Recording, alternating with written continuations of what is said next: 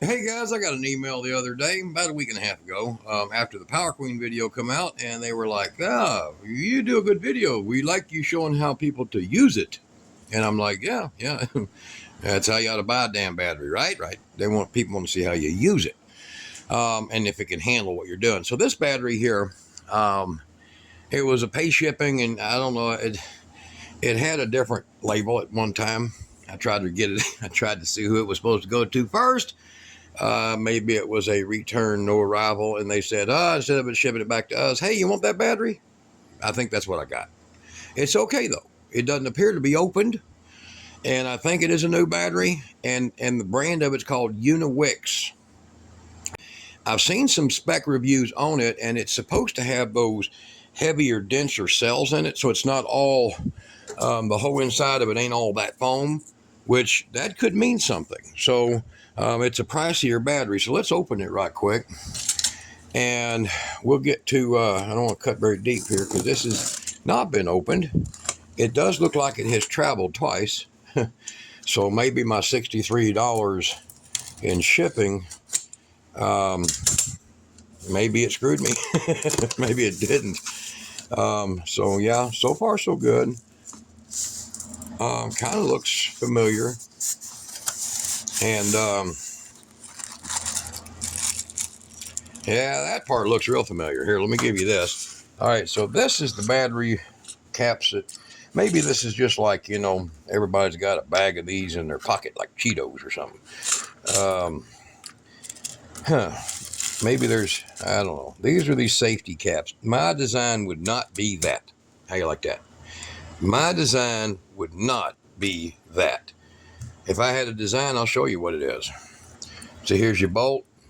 My design would have some kind of a clip that would slide under the bolt and grab the sides of the bolt, and then you can turn it like a T, and then it would be a safety that would not get knocked off. How about that? Now, ain't that something? I come up with something that brilliant that fast? That's just who I'm all about, right? When I got my third grade education, I did it before I was 16, and it just proves it right now. So this one here is, it's got a strap. I can't say I'm crazy about the strap battery, so let's try this part. Boom, see that? Foam box though, I mean, that's really, you know, I'm going to get enough of this foam to insulate a bedroom for one of the kids. I think I'll hold on to that stuff. All right. Well, it's kind of blank. Maybe the guy they were sending it to opened it up and stole the label. So, or maybe I got, here we go. There we go. So this, okay, I thought it was UNOWIX. UNOWIX.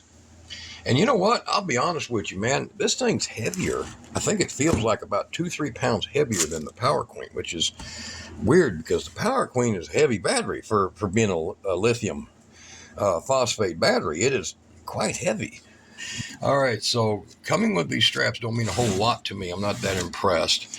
As far as the density and the weight of the battery, it's impressive. This is number 8 now of these batteries. I didn't show the Enjoy bot that's 4 months ago. It just couldn't keep charge. Its BMS was always hot on that end of the battery, and that was using that little charger they sent. And I don't think this one has one. Let's see here. They don't have, actually. I'll be honest with you guys. I was looking for maybe even paperwork, blow your nose on or something. And this thing here don't even have blow your nose paperwork on it. I'll put a link to it below the video. So if you want to see more data on this battery, let me get this right quick. And maybe like a guy said, that these are much physically bigger cells in this, okay? And a slightly bigger BMS, which I couldn't imagine that. Because the Power Queen, if you go look at the other videos I've got, it runs 2 air conditioners at one time through that inverter. So think about that. The load from here, 88, 89% efficiency, you know, losses, through there, 2 air conditioning units at the same time. That battery. We're going to try it on this one. So I'll put the links to both of these, but we're going to try this. Look at that, and you'll see whether or not, because I don't have any paperwork. I will be doing an amp test on it, so you'll get to see what this thing here is good for. Now, this is a UNOWIX, and it is very, very good and very impressive as far as its functions. And when you do hook it up to live power, that screen will turn orange. You'll get to see that here in a little bit. I'll put a link to that too. It's got a little light on it, so if you're trying to see, you just hold the button down and the light comes on. So if you're going to try to go up there and put a clamp line on there, see? And this is AC, DC, and everything, kind of like some of your neighbor's kids nowadays. So we will be using all that and turn it off. There we go. Auto off after 3 minutes of letting it sit, which is great because the battery in this seems to last forever. Now we're going to check the voltage. All right, so I'm going to put that one in there for negative. See, they got the nice little poured in terminals on them. Now, I'm not saying that I prefer that over a bulkhead, but you've got a bulkhead, or what you would refer to as a pass-through terminal. Me personally, I still kind of wish these would come with slightly different terminals. They're okay, but I'm not crazy about the terminals on any of them. All right, so we got a starting voltage of about, what we got here, 13. Here we go, seeing 13.15. So I'd say she's like normal. So let me get all that set up. We'll be right back with it. All right, we've got her powered up and ready. You should always put it load is what you're charging. Source is what you're charging from. That's the way you should go. So if you have a wind turbine, you get your rectifier off of that through this from here to your batteries, because your batteries are your load. We're going to come over here and plug it in, and then I'm going to adjust the current because I've got me a very dangerous full metal screwdriver shoved down inside of an electronic component. And that's exactly what you should teach everybody you know how to do. Okay, so we're starting out with 30 amps. And I'm going to change this. I'm going to jack this thing up so you're seeing me bring it up, because I don't have a clue. There was no paperwork with this. It's really funny. There's 35 amps to start our day. Right there. All right, 35 amps. So we're going to run this thing at 35 amps, which is what I've originally set this for. It will go to 45. Actually, it'll go 52. But this right here is a awesome little item. Below some of my other videos, I'll put a link to this thing, and go look at the video on it. It explains how to set your voltage. See right there. And once you can figure this part out, it's exactly 1 1/8 and 1 1/8 from the outer edges. Please remove the cover first. Don't just drill straight in there. And then make you a nice 3/4 inch hole, and you can reach in there with something like this. Now I'm later going to put a piece of shrink tape around the metal part all the way down to about there, so that I can use this one because it works great. It's just standard old machinist style with a little magnet on the back. See, kind of cool. Yeah, careful, poor head and that wouldn't work together. All right, we're going to let that go. We have a start out where we are at, let's see here, gauge them up here, 34. It's already dropped, so it's actually absorbing quick, but that's nice. I didn't expect from starting 13.15 for it to do that. And we've already got basically almost 1 amp hour in there. And by the time it comes back around, it should be about 1 amp hour right there. 1.041 amp hour. So that's doing pretty good for this amount of time. And we're going to check for current that's coming through right here. So we have 35.38. All right, now it's doing the click in and click out. You see that right there? Let's see if it'll do it again. There it goes. BMS is switching on and off. So 14.55 volts is where this one's BMS is shutting it off there, see? See how it runs up to 14.78 and shuts down? So I can adjust this now to know exactly where I want to stop that at. There we go. And I won't try to peek out on that. There we go, about 14.5. Okay, so it took 34.5. Here we go, let's go again. 34.5, basically 34.55 amp hours to top it off. And our finished voltage, we'll get that right quick by unplugging this. And it'll have to come to a rest, but it should be around 13.7, 13.8, something like that.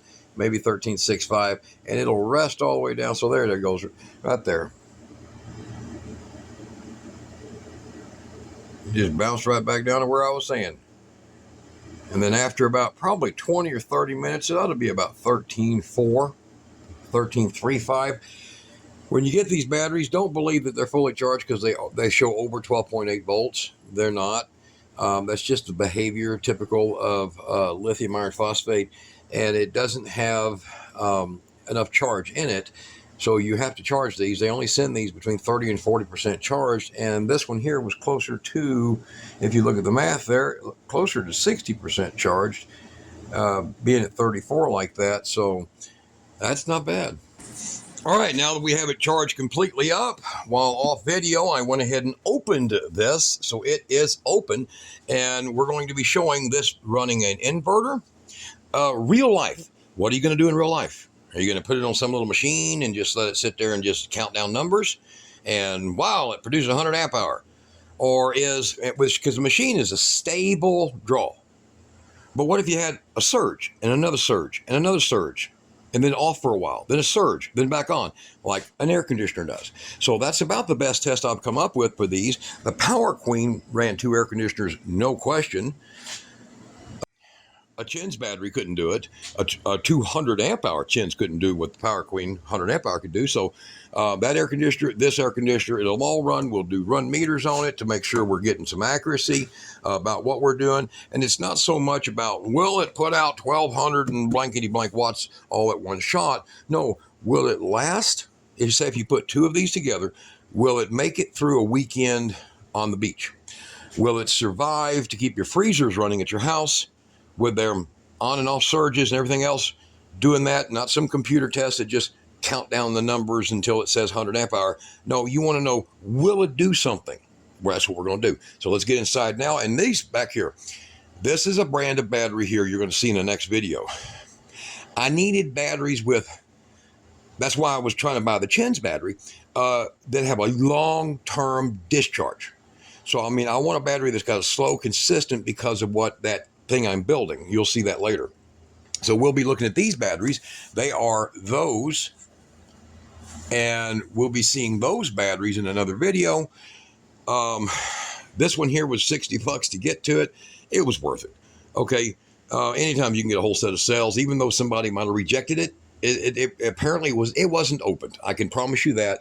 I looked for extra tape on the box, and there was no extra layers of tape on the box, and there was no signs of it being, it wasn't opened. Okay. So whoever, and I checked the bottom, don't have to go there. I checked the bottom, same thing. It was still a new battery. It's just apparently somebody's credit card bounced or something, and I ended up with it, which when you can contact these people and say, hey, you got a rejected battery, or you got a failed battery, you got a battery somebody got and it didn't work. That's how I got one of mine. They'll send it to you for postage usually, because they have to take it back, bring it to their warehouse in California, who's got 400 million laws against even owning anything in California, and they can't take it back there. So what do?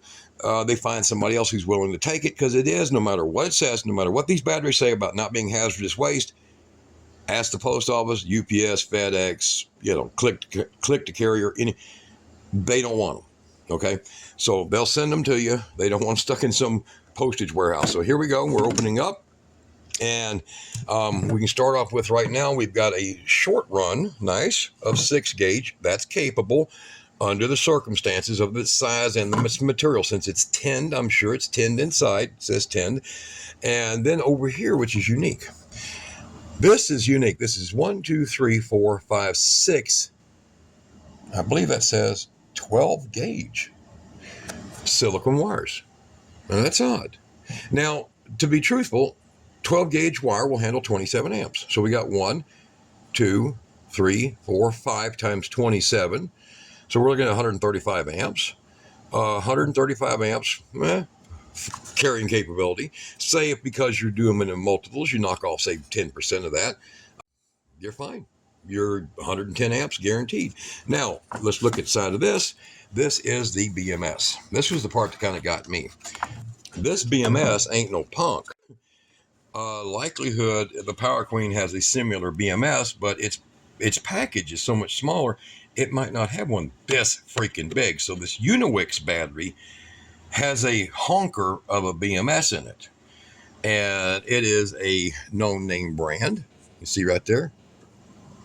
Maybe y'all can get that. So it's a known name brand. It doesn't appear to be light duty at all. Looking at the heavy, you could feel that heavy clad that it's bump right there of the copper that's underneath there. And this thing here, and look at the I want you to look at these solder joints. This is professional made. Look at that solder joint. See? Look at them. There's not a bunch of mucky looking solder on that. See it? All right, guys. Shockingly as it may seem, this might categorically be the best built battery I've ever seen in this category. There's no doubt that you're going to get 4 to 5,000 cycles out of this battery. There is a particular method of build, and I'll show you the cells here in a minute, that these people used. I want you to look.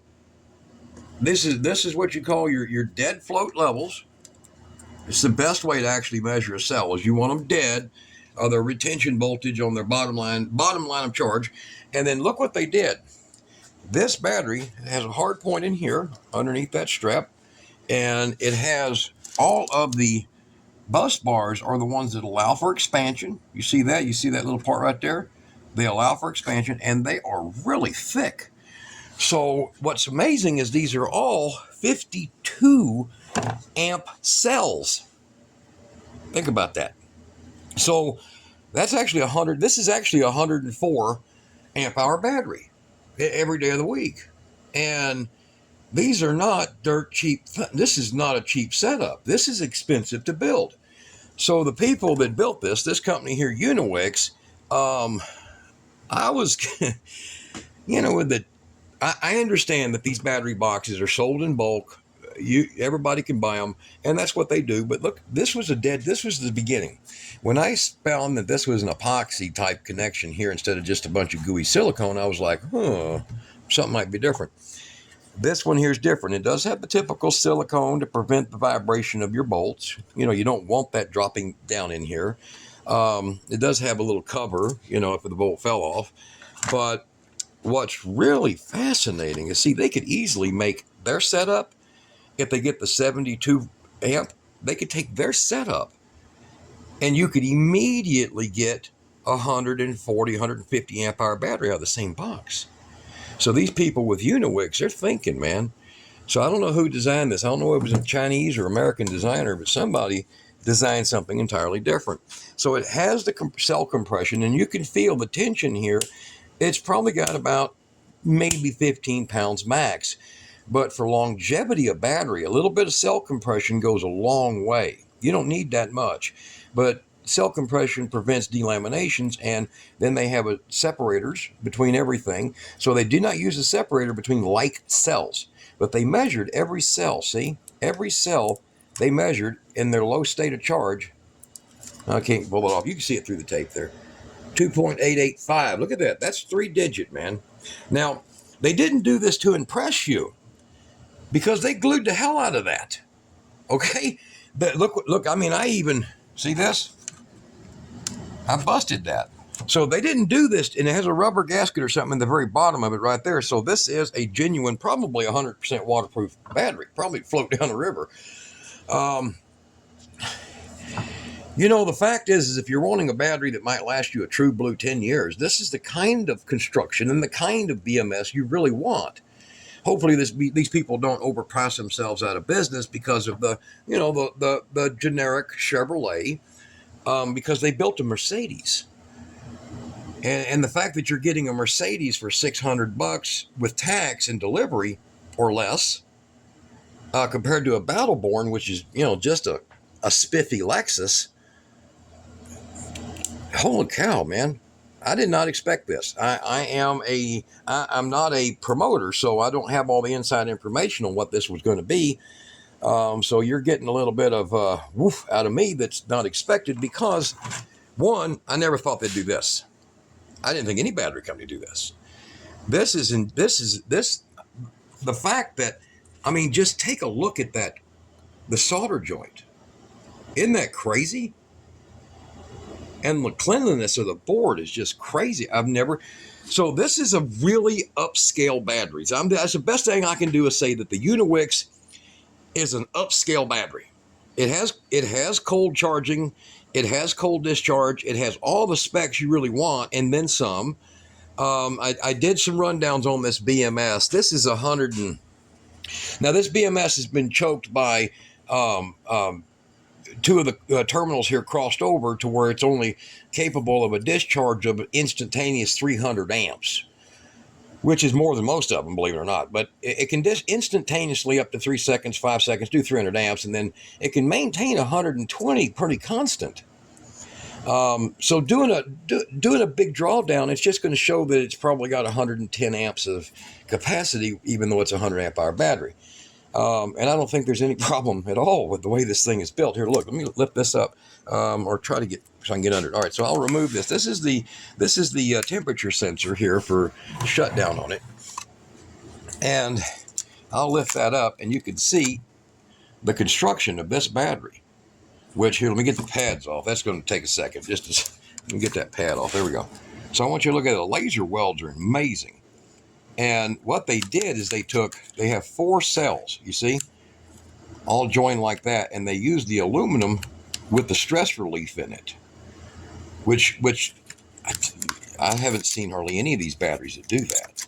And then they used real bolts and stuff in here. They didn't use, there's even the screws that go to the BMS wires even have like an epoxy stuff on them to keep the screw from ever backing out. So this is like, if you're going to own a battery, this is kind of like a really long-term battery, I guess. So let's get it all back together. This video is excessively long already. So let's get it back together, and that's just to have a built-in, there's a block in here, see? To have a built-in compression zone on a battery. Didn't expect that. Not out of this price range. This is what you pay $850 for something that has that kind of stuff. So let me make sure I get that went in between right there, and that is the over temp. So we're gonna get it all back in the box. Good quality. All right, and we'll power it up and run a cycle test on it. All right, now so far we've got this hooked up. Everything is on. We have the 300 amp shunt. Now, you guys that see those things that they sell from different companies, it's like $125.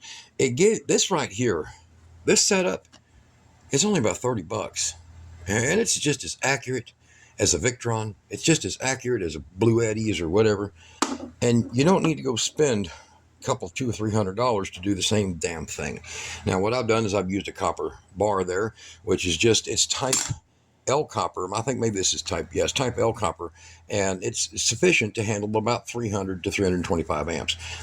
You can't make it more than about a foot long to do that. Then you'll need type K, that's much thicker, but it works fine. Now, we're going to power the inverter up. I have turned off the air conditioner that sits over there, and I am just now waiting for it to do its normal cycle. So most of our data won't come from this. And I'll put this on watts there. Most of our data won't come from this. It'll come from this over here. Now we're going to take the green cord, so you can see what that is.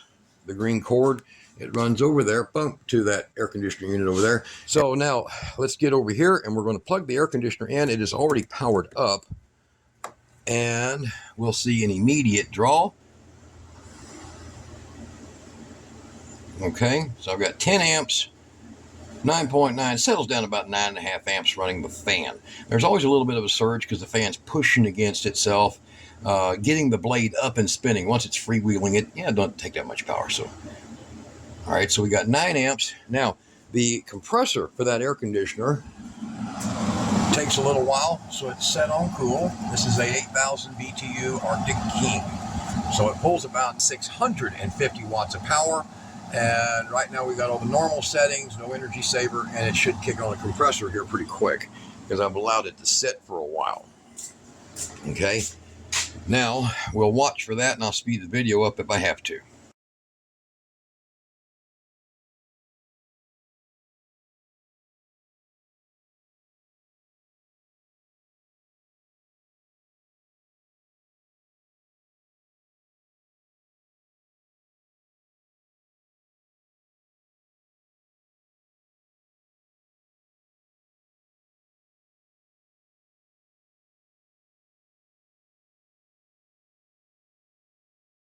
All right, there's the compressor kicking on, and it peaked out just a little over 50. You got to see how quick that milliamp hour raced up. So that was its surge. And I think its surge was roughly about 60, but it doesn't hardly catch it in time because it's just milliseconds on that one. And then, so we've got an air conditioner that's running. And let me get, let's see what we have here, some meters. I'll grab this. And let's see here, just temperature of the room. Kind of warm, 75. And then we'll get up here.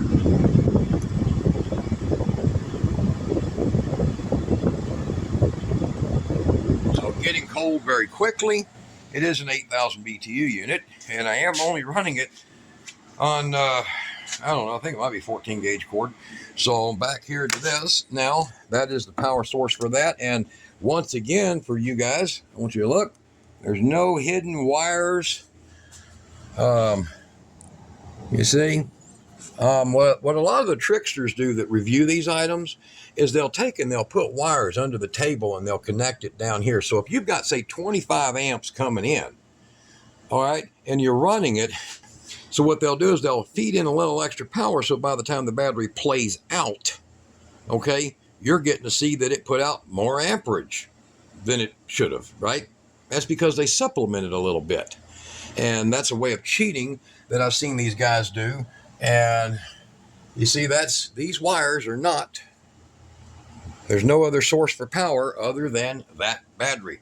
And that's why I'll make sure I'll even lay these out. That way you don't have to worry about that. These wires here, they are, as you can see over here, they come from this little thing here, and that's what keeps this lit up when the battery's BMS shuts off instead of it going blank on you. Now, we're going to now run this, make my little prop there. All right, so now we're plugged into that, and it's pulling 1.2 watts on its little electronics that are inside here, so we'll go ahead and power that up. There's the button, and there's the inverter, 124 volts. And look, guys, if you got an inverter that's putting out 120 volts, that's okay. If they'll put out just a little more, the end result is you actually draw less amperage. Volts go up, amps requirements go down. So higher voltage, that's why 240 air conditioners are much more efficient than a 110. So here we're going to power that air conditioner up now. There it is right there. You'll hear it beep. And you see the amps jump up. Now I'm running 2 air conditioner units right now off of this system. And the compressor is set at 86 degrees, which is way more than the room is. We're going to run that down. And you'll see the amp, the watts. It's running 70 watts right now. Oop, there goes the compressor. 144, 235, 324. And these are one of the most efficient air conditioners. If you want a really efficient air conditioner, I'm going to be putting that below. So we're running at a smooth 82.9, 83, so roughly 83 amps. And this little air conditioner over here, it only runs on a 378 maximum at running. And in other words, if the outdoor temperature exceeds 85 degrees, it will draw as high as 378. It takes 1690 watt surge just for a few microseconds there, a second or so. This old P3 don't keep up with that. So every once in a while you'll see it jump, and it'll just jump almost off the scale because this is only 1800 watt capacity. And if it exceeds 1800, it'll just kind of flash and then come back without you noticing too much. But there we are. Now this air conditioner in a room that is 75 degrees right now, here, try to set that up better, is only pulling 345 watts. That's pretty damn nice. All right, so we got in here 56, 55, 54. Temperature continues to drop, and I'm hoping that wind don't bother you guys. That is blowing out very nice cold air, and it is summertime, so I'm going to turn that one there, and we'll drop it down to, what, 72 watts, and then we're going to look at the battery. We're running at 60 amps for the other air conditioner, and we're going to come back in a minute and see where it all ended, okay? All right, guys. All right, my inverter shut off at about 11.4. It's pretty much set for 11.5. I can alter that if I want to, but as you can see here, There is the voltage, 11.5, and we are currently at 87.9 amp hours, so 1.09 kilowatt hours. So for 1,280 watt hours capacity, so far we're doing actually really good.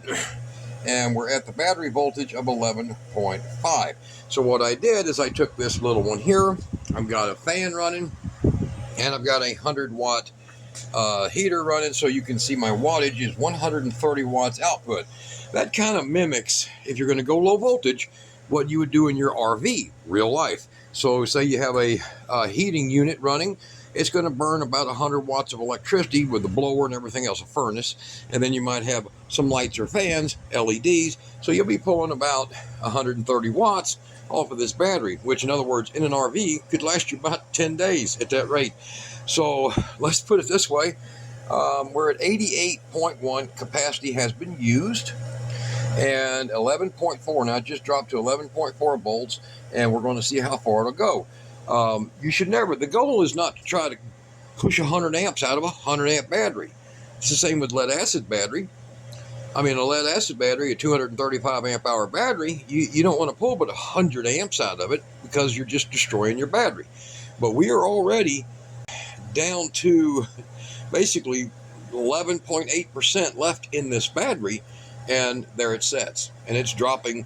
Once it got to that 11.5, it started dropping. So let's see where it goes. I think this has a cutoff, this does, of 11 even, or maybe 10.75 or something. So this is an old Harbor Freight Syntec. It's probably 15 years old, modified sine wave, and runs the heater, runs that little fan just fine. 750 watt, probably really 600, you know how it goes.